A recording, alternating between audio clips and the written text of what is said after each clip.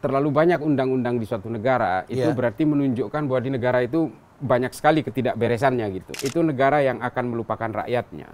Rakyat hanya menjadi objek penderita. Kejaksaan nangkep ini dan hanya menetapkan dari hanya kelompok ini saja tanpa bisa menyeret aktor besar di belakangnya. Saya kira kejaksaan hanya ingin kesohor aja sebenarnya. Artinya kejaksaan sebenarnya sedang cari nama supaya mendapatkan simpati publik, supaya rancangan revisi undang-undang kejaksaannya bisa didukung oleh publik. Kelompok-kelompok yang hari ini menjadi kurcaci yang dikorbankan untuk dipenjara. Gitu. Sementara mungkin bos-bosnya sekarang lagi nyigar. Tapi kan di zaman sekarang gampang sekali akan terungkap dong. Kalau penegak hukumnya sudah dikondisikan, saya kira tidak akan terbongkar. Kalau dia punya dominus litis, dia punya imunitas dan sebagainya, ini kan betul-betul menjadi malaikat pencabut nyawa nomor 1 di negara ini.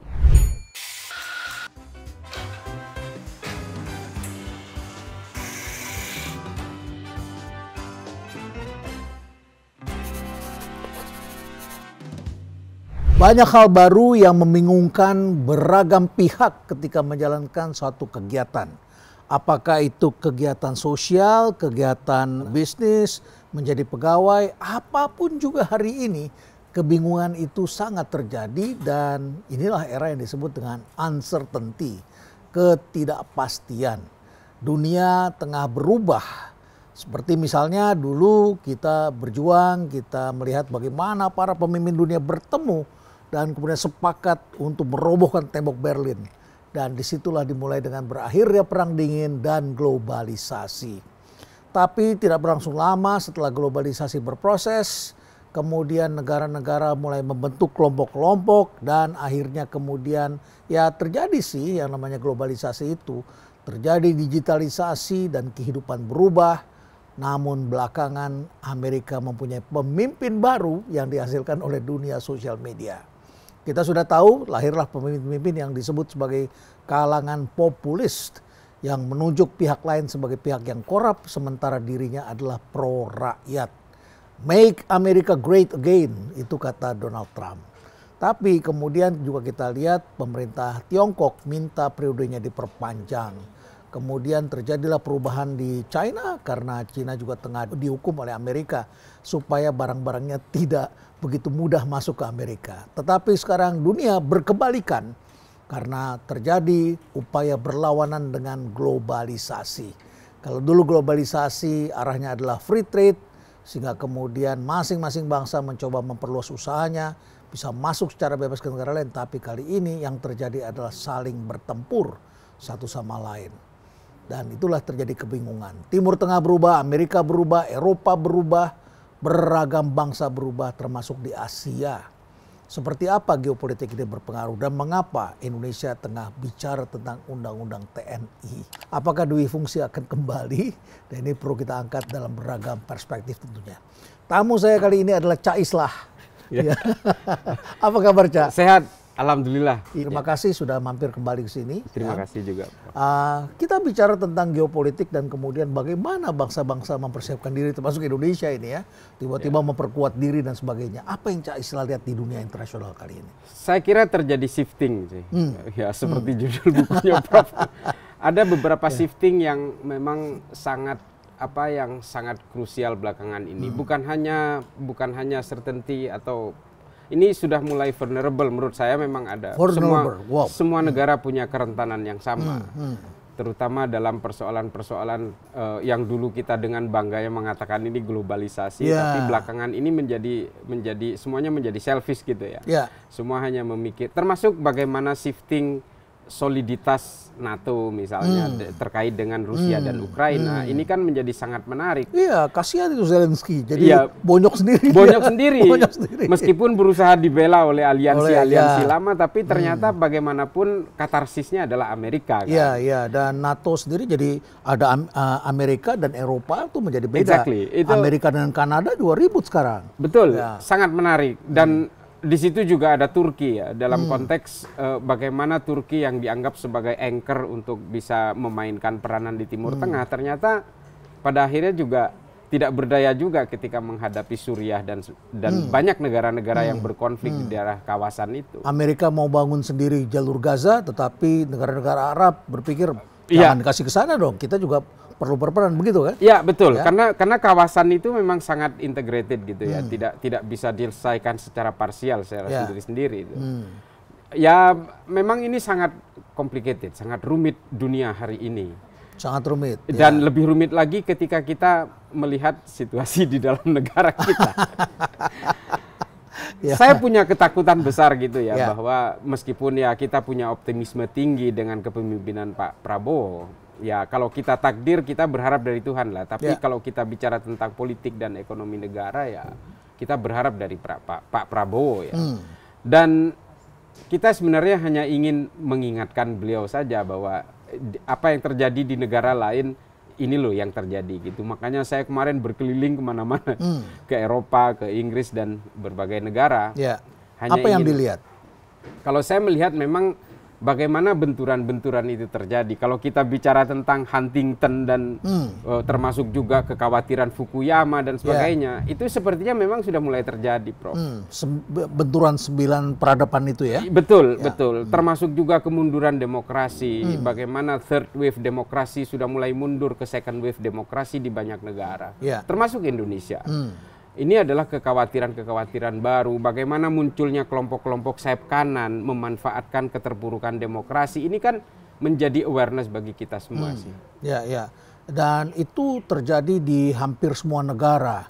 Dan Betul. sekarang kita lihat semuanya khawatir karena mendapat serangan dari barang dari negara lain, khusus dari Tiongkok yang masuk kemana-mana begitu ya. Betul. Masuk kemana-mana dan dia nggak peduli dengan apa. Pokoknya gua kompetitif begitu kan. Betul. Ya, dia nggak mau perang, dia nggak mau terlibat, tapi kalau terancam ya bangun juga begitu kan. Betul.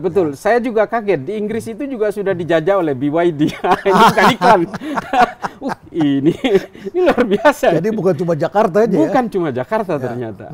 Dan di beberapa negara juga sudah mulai, beberapa kendaraan yang saya lihat sudah mulai, Korea sudah mulai tergeser dengan produk-produk Cina gitu.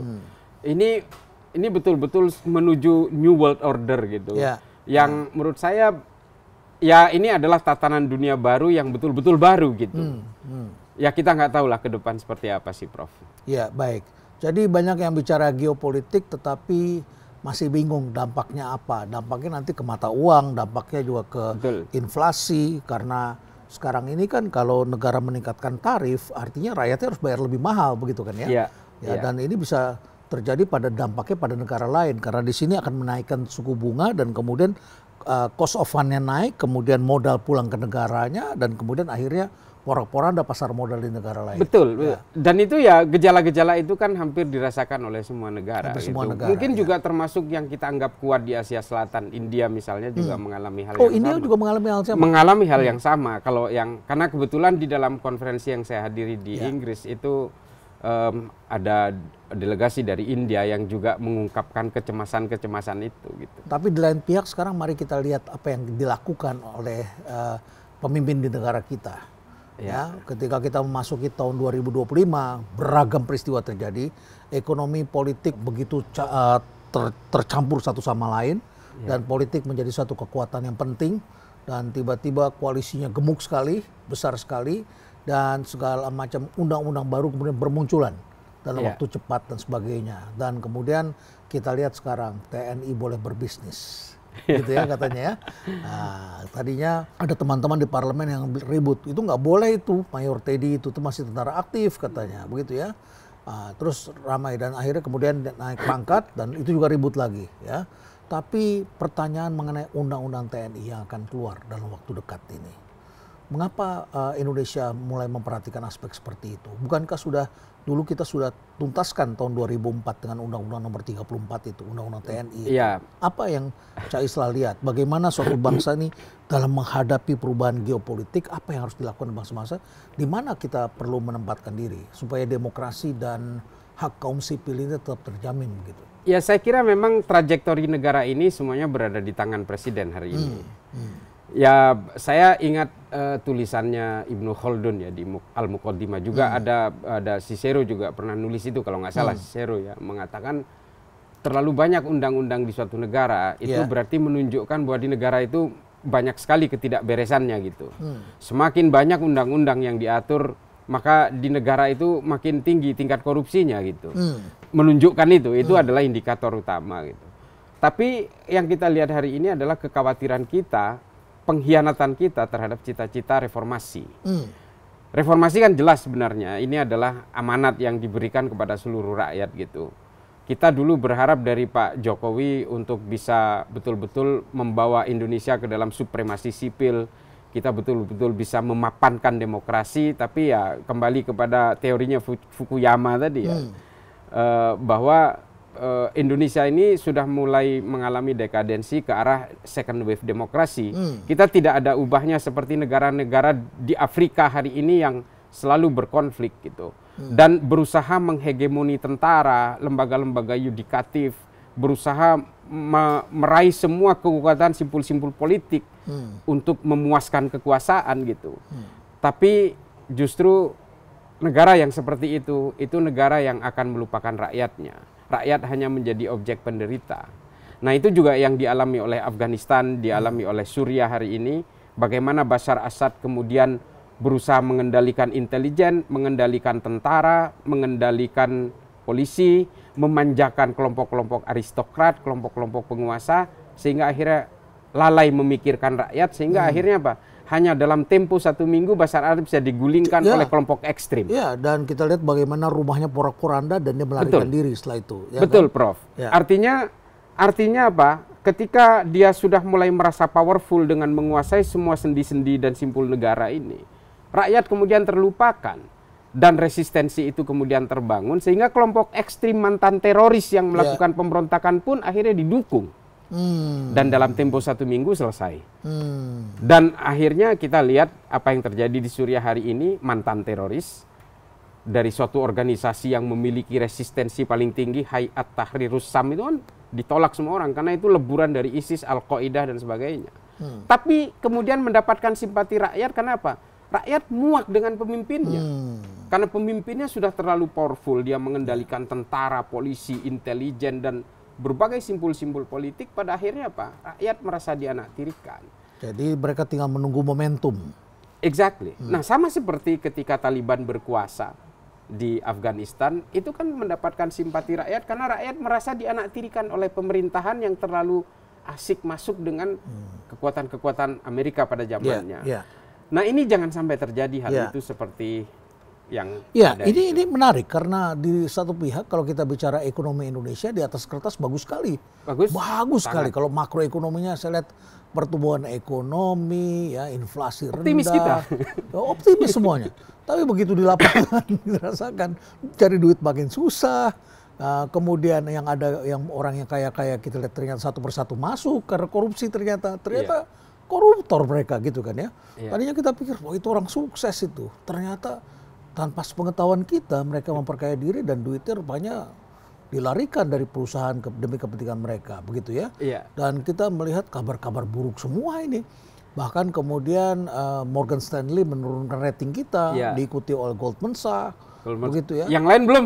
Yang lain belum begitu ya, mengkhawatirkan. Tapi baiklah, tadi dikatakan kalau negara semakin mengatur, membuat aturan-aturan, itu pertanda apa tadi? Pertanda bahwa itu menuju ke korupsi. Mengalami ketidakberesan dan korupsinya berarti sedang tinggi-tingginya. Gitu. Korupsinya sedang tinggi-tingginya. Sebentar, saya mesti mikir ini logiknya bagaimana? Ya artinya negara itu sedang mengalami kerentanan terhadap korupsi. Yang kedua memang negara itu sedang tidak beres gitu.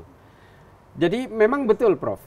Ibnu Khaldun itu kan salah satu ahli ekonomi di dalam Al-Muqaddimah itu dia menceritakan aliran modal, kapital terhadap kelompok-kelompok masyarakat. Dia membahas pasar. Pembeli jangan diatur, penjual jangan diatur, biarlah dia itu berjalan sesuai secara fitrahnya gitu kalau di dalam kitabnya itu. Jadi kalau semakin banyak aturan dalam jual beli pun diatur dengan aturan-aturan yang sangat detail, artinya apa? Negara itu sedang tidak beres. Negara itu sedang memberi ruang kepada kelompok-kelompok politisi yang ingin melakukan korupsi, kurang lebih seperti itu. Iya. Nah itu ditulis oleh Ibnu Khaldun. Iya, saya ingat di salah satu kota diberlakukan ketentuan perda perempuan dilarang keluar malam, gitu ya. Terus ternyata yang diuntungkan Satpol PP. Ya seperti ini, semakin panjang meja birokrasi, ya itu artinya semakin banyak peluang-peluang pungli lah kurang lebih. Ya sama itu. Satpol PP diuntungkan oleh aturan-aturan. Oke, baik. Ca, Anda pernah nge-tweet satu yang menarik ya. Kemudian Anda katakan jangan girang, kalian disiapkan jadi tumbal jika konspirasi gangsir ketahuan. Sengaja dicetak jadi dalit oleh para Brahma karena yang layak masuk got hanya tikus bukan serigala. Menarik juga ini diksinya ini ya. Jangan girang, kalian disiapkan jadi tumbal jika konspirasi gangsir ketahuan. Gangsir itu kan tikus ya? Tikus ngegangsir atau maling yang masuk ke lubang-lubang di bawah? Gangsir itu ngorek-ngorek adalah tanah pakai linggis begitu ke bawah bukan? Iya, gangsir itu menjebol tembok untuk mencuri barang yang ada di dalamnya. Jadi saya bilang orang-orang yang hari ini ditunjuk menjadi direksi atau komisaris di BUMN itu sebenarnya adalah kurcaci-kurcaci yang harus siap menjadi tumbal.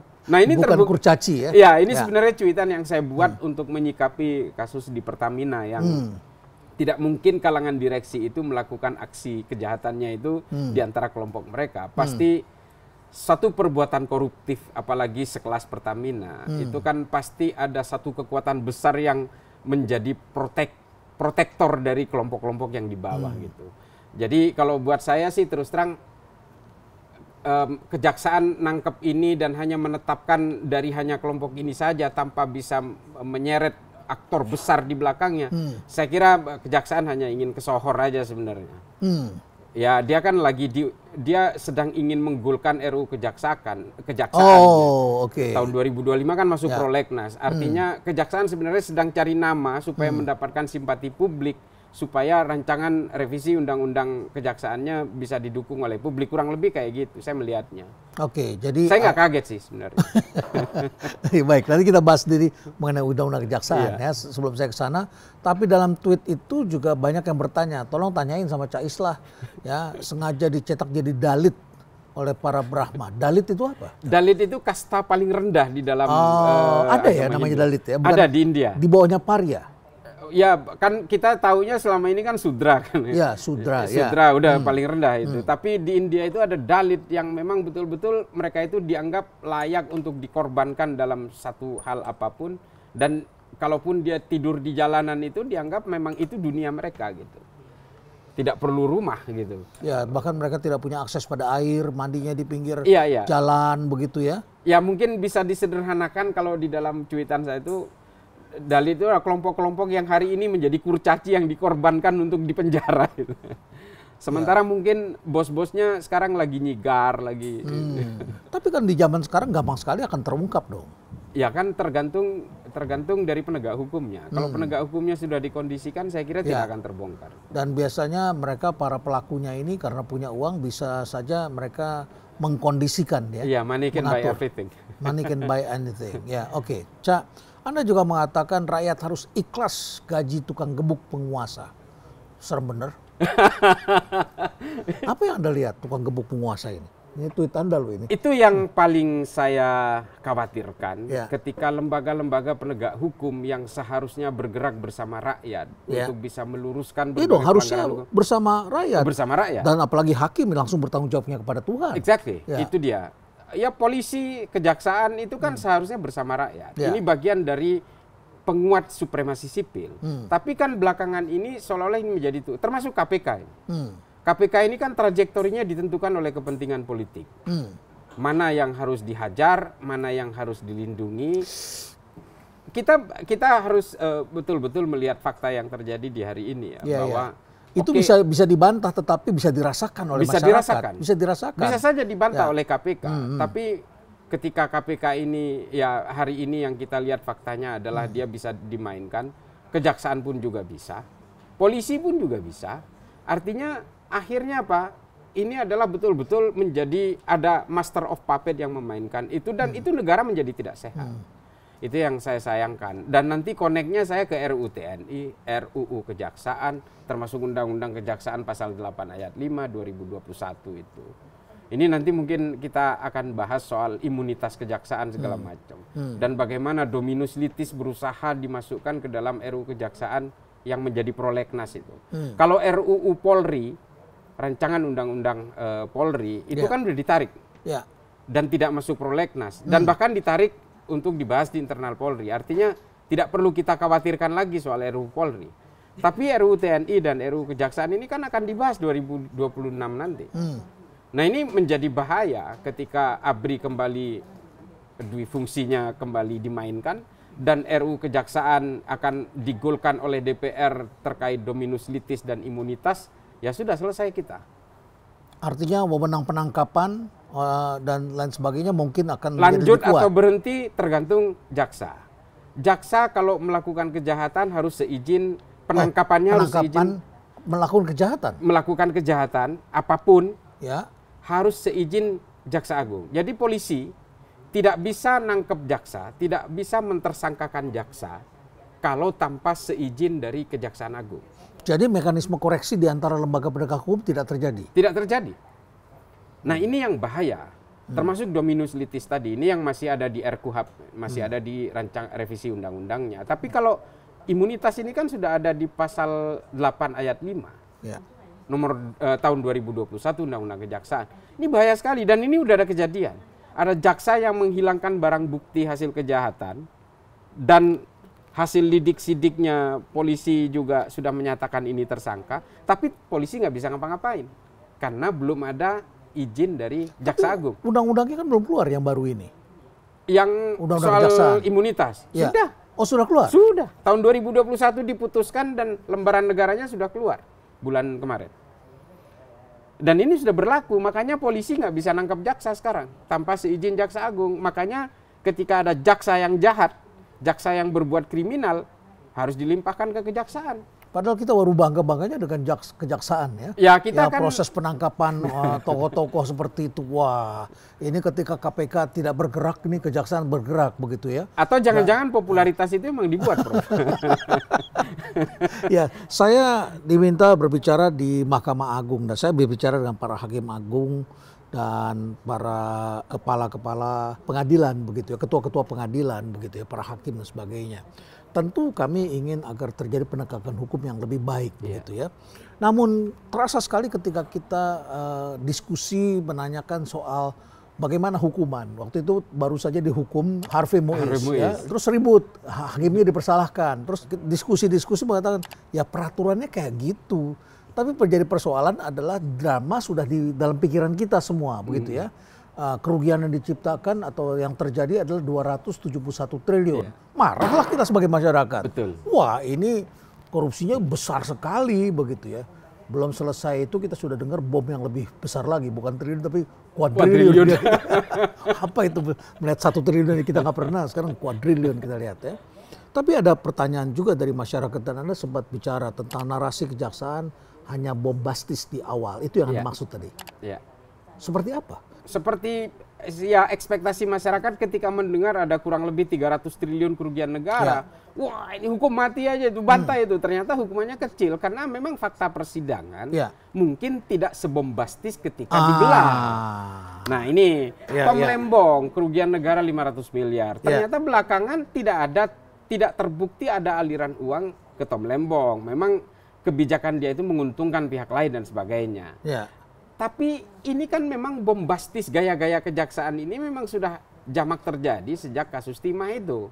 Nah ketika ada Pertamina ini, ada kuadriliun segala macam itu, saya berpikir oh ini jangan-jangan pola yang sama. Jangan-jangan pola yang sama. Metode yang sama. Kita sudah expect tinggi. Ada wow efek. Ya ada wow efek bahwa ini akan ada hukuman mati begitu kan. Kemungkinan hukuman mati. Jadi kita bicara ekspektasi kan begitu kan. Ini kan ekspektasi sesuatu yang benar-benar dari batin kita ingin negeri kita menjadi lebih tertib, lebih baik begitu. Ada dong impian kita negara ini menjadi lebih baik. Kita juga ingin jaksa itu menjadi suatu lembaga, menjadi prosekutor yang hebat begitu ya. Karena siapapun juga yang namanya penjahat pasti masyarakat mengharapkan mereka juga dapat keadilan begitu kan ya. Betul. Kalau memang bersalah, tapi kalau tidak bersalah ya lepaskan kan begitu kan. Betul. Seperti itu. Tapi kalau setnya sudah di set tinggi begitu kan kita gimana ya begitu ya. Sudah siap nih, wah dramanya bagus.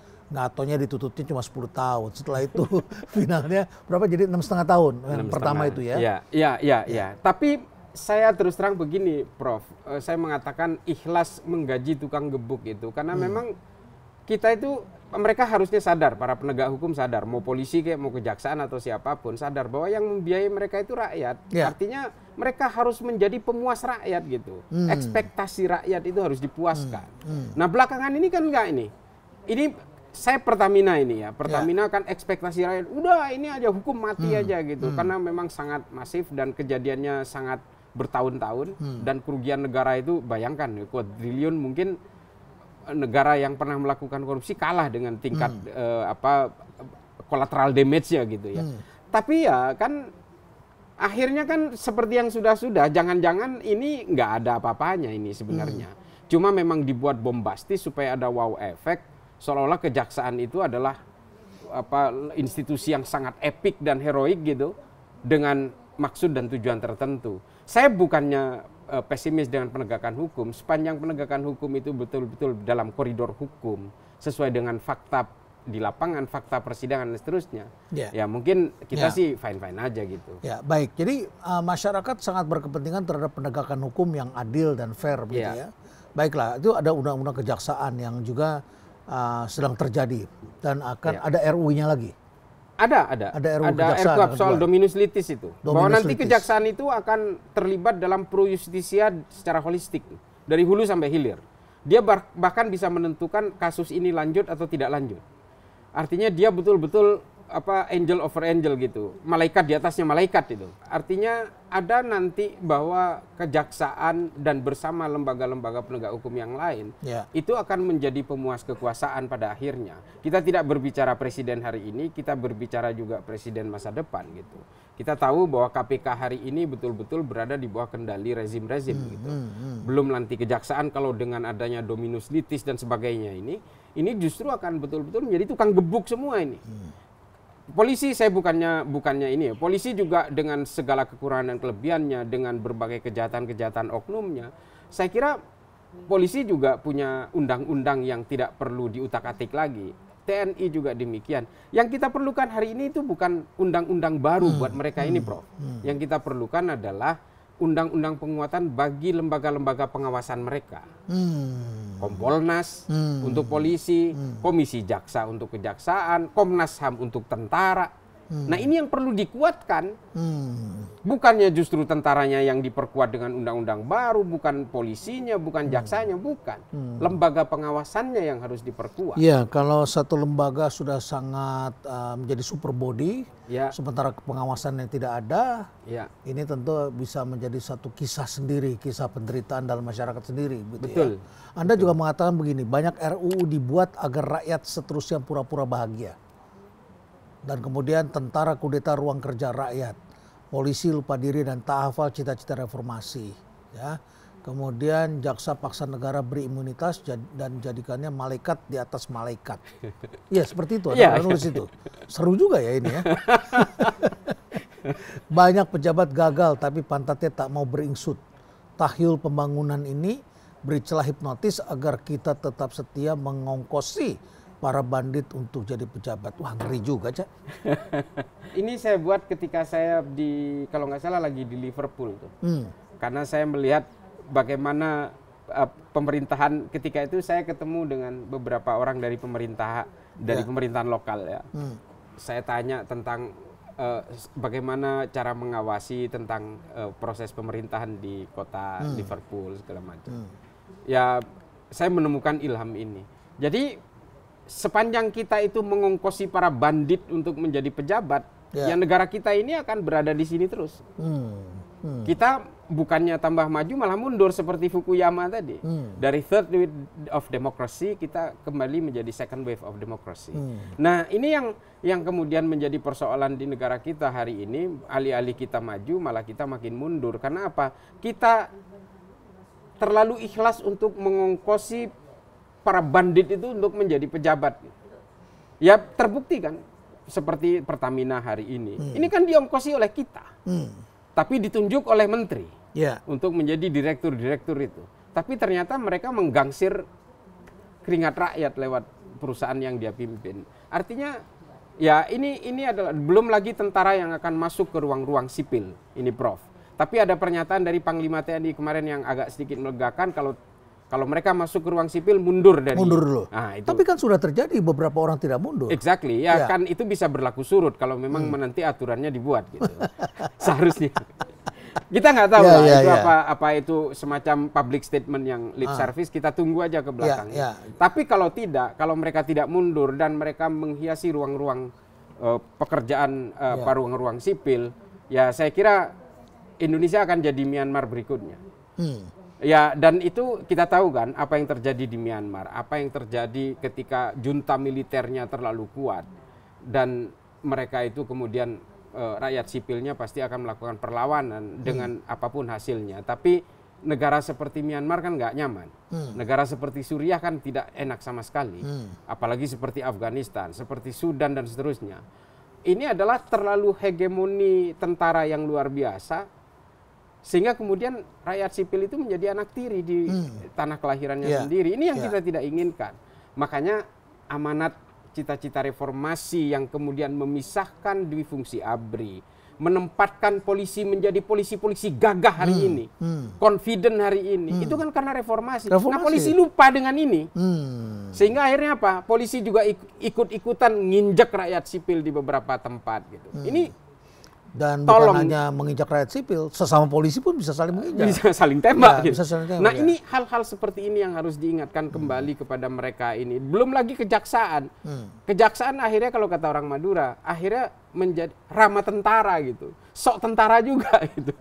Kan akhirnya kalau dia punya dominus litis, dia punya imunitas dan sebagainya, ini kan betul-betul menjadi malaikat pencabut nyawa nomor 1 di negara ini. Nah, ini yang tidak boleh terjadi, ada supremasi di atas supremasi, ini kan nggak boleh. Apa yang Anda definisikan dominus litis itu? Dari tadi kita bicara itu, tapi saya masih awam. Dominus litis itu adalah hak dari suatu penegak hukum untuk melanjutkan atau menghentikan perkara. Oh, dia punya kewenangan yang mutlak penuh gitu. Yang sangat powerful.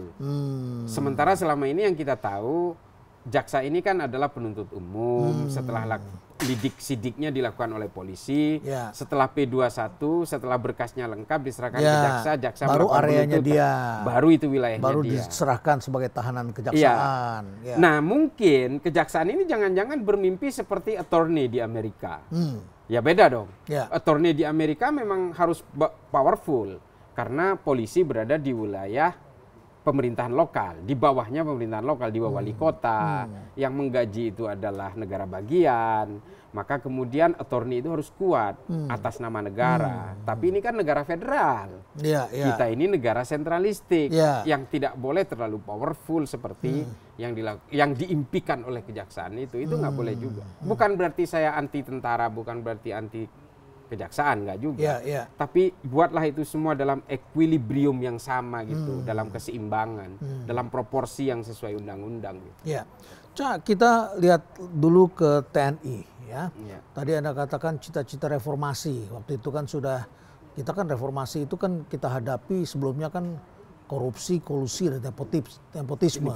Sekarang nepotisme di mana-mana, orang tua begitu ngatur anaknya, dan jadi Kapolda juga tidak mudah, jadi Pangdam juga tidak mudah, karena ternyata anaknya bos saya nih, begitu kan, di bawah saya. Jadi mau didisiplin kan juga tidak mudah. Bisnis juga begitu hari ini, begitu ya. Apa yang Anda lihat yang akan terjadi kalau TNI begitu dominan nanti di negara kita? Boleh ini, boleh itu, masuk ini, masuk itu. Apa kaitannya dengan geopolitik global ini saat ini? Ya sudah pasti, memang hari ini kan cita-cita global adalah memapankan demokrasi. Kita lihat gejolak-gejolak negara di Afrika yang tadinya sangat terbelakang dalam sistem politik, belakangan ini kan sudah mulai menggeliat. Dan ternyata memang berhasil menata dan merapikan Afrika. Kita lihat negara-negara baru di Afrika yang baru bangkit itu karena memang demokrasinya betul-betul dijaga. Seperti negara bekas konflik perang saudara Rwanda misalnya, yang hari ini justru menjadi negara yang paling rapi lah, kurang lebih paling terstruktur di Afrika. Kesejahteraan juga meningkat hari ini di Rwanda. Dan ini adalah menjadi role model yang paling bagus bagaimana demokrasi itu menguat di Afrika. Nah, justru kita ini seharusnya berada jauh di atasnya mereka. Ketika mereka itu saling tebas sesama saudaranya, kita ini sudah berada di level demokrasi yang sudah mapan. Ya kan saya pernah cerita juga di sini Prof bahwa Indonesia itu adalah pertama kali yang menggunakan sistem one man one vote di dunia. Pemilu tahun 1955. Amerika belum ketika itu. Bahkan Amerika yang sudah lebih dulu mengenal demokrasi, one man one vote itu kan belum berlaku. Karena ada aturan Jim Crow yang orang kulit hitam tidak boleh nyoblos itu. Tapi Indonesia sudah menerapkan one man one vote tahun 1955. Artinya kita seharusnya peradaban demokrasinya jauh lebih di atas. Nah, dibanding Afrika. Tapi hari ini ketika kita sudah dianggap mundur seperti teorinya Fukuyama itu, kita berada di second wave of democracy itu, kita setara dengan orang-orang Afrika yang justru sebenarnya bisa jadi nanti suatu saat akan menyalip kita. Nah, tatanan global dunia baru seperti hari ini semuanya menggunakan cita-cita yang sama. Nah, yang paling saya takutkan, Prof, ketika demokrasi kita ini mundur, tatanan bernegara kita ini menjadi acak adul, menjadi rusak, tentara mendominasi, maka yang terjadi adalah apa? Yang terjadi adalah kelompok-kelompok ekstrim kanan, sayap kanan dan sebagainya ini akan menguat dan bergelombang bersama kepentingan rakyat. Rakyat yang merasa kecewa. Ya, karena mereka adalah bagian dari penguasa. Karena mereka adalah bagian dari penguasa. Bukan sebagai penjaga ya, Itu bukan dia. sebagai pihak yang mengamankan begitu ya. Exactly. Kita belajarlah dari Bashar Assad, bagaimana Bashar Assad menguasai tentara, bagaimana Bashar Assad menguasai polisi, intelijen dan sebagainya. Rakyat kemudian merasa dianaktirikan sehingga apa? Dia terpaksa bergandengan dengan kelompok teroris untuk menjatuhkan pemerintahannya. Dalam waktu 1 minggu, oke lah kita lihat ada beberapa negara besar yang mendukung, tapi bagaimanapun goodwill-nya kan ada di gerakan masyarakat. Nah ini yang paling saya Sebetulnya takutkan. situasi hari ini mulai kelihatan. Kelompok yang tadinya menyerang pemerintah karena basis agama tadi, sekarang sudah bersatu dengan kelompok lain yang marah sama pemerintah. Betul. Sehingga tidak ketahuan lagi. Dan saya kalau dulu tuh kelihatan ini kelompok ini diserang oleh kelompok ini. Sekarang kelompok ini berdua bersama. Bahkan dulu narasi-narasi yang seperti ini diserang oleh mereka, sekarang dijadikan dukungan oleh mereka begitu ya. Betul. Dan ini kita rasakan misalnya contoh gini Prof. Bagaimana gerakan-gerakan kelompok kanan ini mengendarai gelombang-gelombang perjuangan rakyat misalnya di pagar laut. Termasuk juga di berbagai gerakan-gerakan rakyat sipil. Kemudian mereka masuk ke dalamnya dan dia mengikuti irama-irama orkestrasi itu. Nah hal-hal seperti ini kan seharusnya ada awareness yang tinggi gitu. Kalau begitu ini kan mudah sekali sebetulnya kita pahami. Bahwa saya berharap tokoh-tokoh militer, tokoh-tokoh di kejaksaan menonton acara ini begitu ya, sehingga bisa memisahkan menjadi jaksa yang profesional, penegak keadilan, penegak hukum yang profesional sini, menjadi pemersatu bangsa ini peranan TNI. Nah, kita lihat Myanmar yang tadi Anda sebutkan bagaimana tentara berkali-kali mengambil alih dan akhirnya negaranya menjadi junta, menjadi kekuatan seperti itu. Sebetulnya gimana tentara ini harus menjalankan peran apa? Kalau tadi Anda sudah banyak bicara tentang jaksa, tentu kita perlu juga mendengarkan bagaimana tentang tentara hari ini ke depan. Apa yang kita khawatirkan? Apa yang perlu kita ingatkan pada mereka? Ya sebenarnya kalau tugas utama ya fungsi dan pokoknya itu ya memang tentara bertanggung jawab terhadap pertahanan negara. Maka kesejahteraan dari tentara ini itu berada tanggung jawabnya di tangan negara. Karena memang dia berfungsi untuk menjaga pertahanan itu. Artinya ketika orang menjadi tentara, maka saat itu juga dia sudah harus punya komitmen kuat bahwa dia hanya bertanggung jawab terhadap negara, pertahanan negara, menjaga negara dari infiltrasi pihak luar lah, kurang lebih gitu. Demikian juga polisi, dia bertanggung jawab terhadap keamanan. Nah kalau kemudian tentara ini sesuai tugas dan pokok dan fungsinya masih juga dia meleburkan diri ke dalam kegiatan politik rakyat, dia masih berusaha untuk menduduki ruang-ruang sipil yang seharusnya tidak dia duduki, terjadi konflik of interest antara tugas fungsinya dia sebagai pertahanan dan tugas fungsinya dia sebagai pribadi. Sementara kesejahteraan tentara ini bukan tanggung jawabnya pribadi-pribadi. Ya, itu urusannya negara. Urusannya negara. Kita mungkin lebih sepakat kalau tentara ini diberi gaji yang sangat tinggi dibanding yang lain. Tapi tolong jangan masuk ke ruang-ruang sipil. Karena ruang sipil ini juga harus punya ruang yang dijaga dalam konteks ya. Dijaga kompetensi dan privasinya. Karena bagaimanapun prinsip dasar demokrasi itu adalah supremasi sipil. Nah ini yang harus kita perhatikan. Jangan lagi masuk ke ruang-ruang politik. kalaupun dia mau masuk ke ruang politik ya mundur dari tentara. Itu adalah bukti komitmen itu. Dan itu juga terjadi di negara-negara modern. Saya kira seperti di Jepang, di Amerika juga terjadi seperti itu. Saya punya pengalaman banyak di BUMN sebagai komisaris, dan saya juga bersama dengan beberapa orang pensiunan jenderal yang menjadi komisaris di sana. Memang teman-teman yang latar belakang kepolisian atau di militer tidak memiliki pengetahuan bisnis yang memadai seperti orang yang di kaum profesional ya, atau orang yang sekolah bisnis. Itu kan satu ilmu sendiri begitu ya. Tapi mereka juga dibutuhkan, terutama adalah untuk aspek keamanan. Ya kan, katakanlah pada waktu saya dulu di bandara begitu ya. Nah, itu kawan saya adalah jenderal Angkatan Udara. Itu bagus. Jadi saya bisa dapat pengertian bagaimana militer Singapura gitu mengendalikan di Sumatera bagian timur itu ya. Bagaimana mereka ini kan, kita harus apa begitu, keamanannya harus bagaimana, radar kita harus bagaimana. Kita juga punya aturan sebenarnya, Prof. Ada 10 kementerian dan lembaga yang bisa dimasuki oleh tentara aktif karena faktor-faktor kebutuhan seperti tadi. Misalnya Kemhan. Ya misalnya Kemhan atau taruhlah mungkin misalnya imigrasi misalnya. Imigrasi kan polisi memang. Ya, polisi. Ya artinya tentara itu bisa masuk ke 10 kementerian dan badan itu karena faktor-faktor strategis tadi. Memang boleh karena faktor kebutuhan skill dan kemampuannya gitu. Kalau masuk ke ruang-ruang misalnya seperti, ya mohon maaf, Bulog mungkin dihubung-hubungkan karena ada teritorial dan pembagian distribusi dan sebagainya.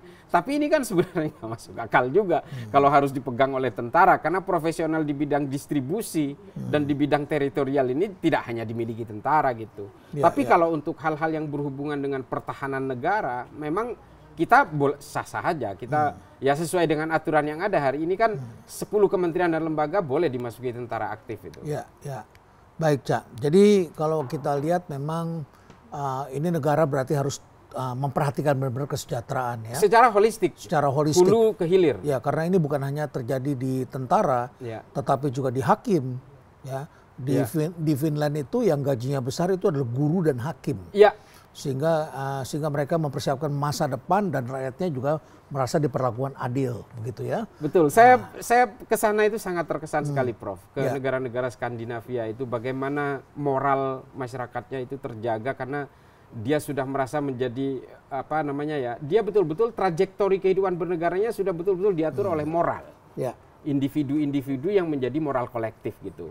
Kita ketinggalan tas gitu di stasiun gitu, besoknya masih ada. Masih ada. Korupsinya paling rendah, tingkat kejahatannya paling rendah. Sementara rakyatnya tidak religius. Penjaranya kosong. Penjaranya terbuka seperti townhouse.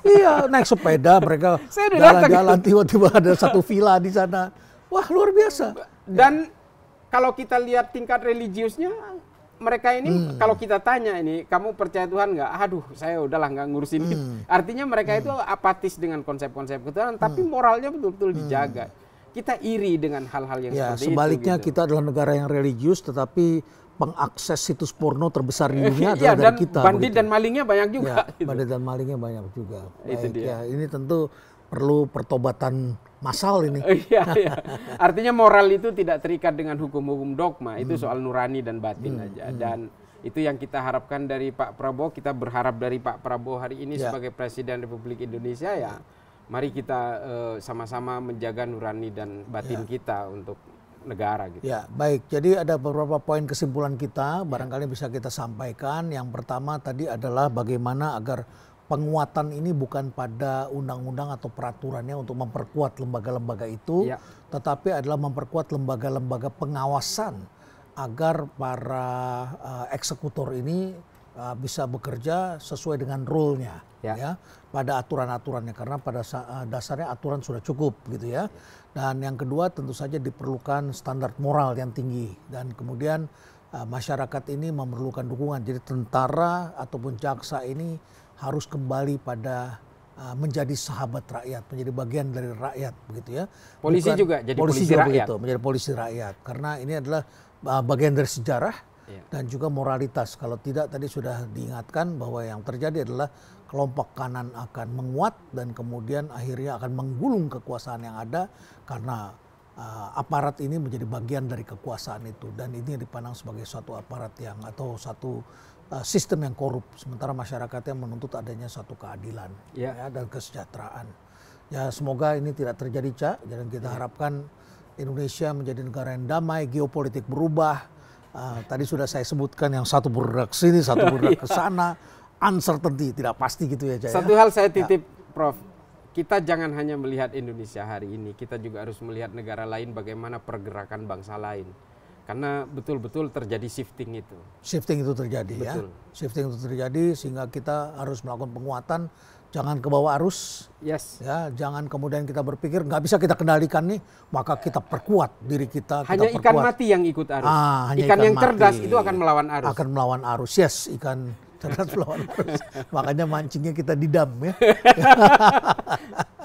Baik, Cak Islah, terima kasih banyak.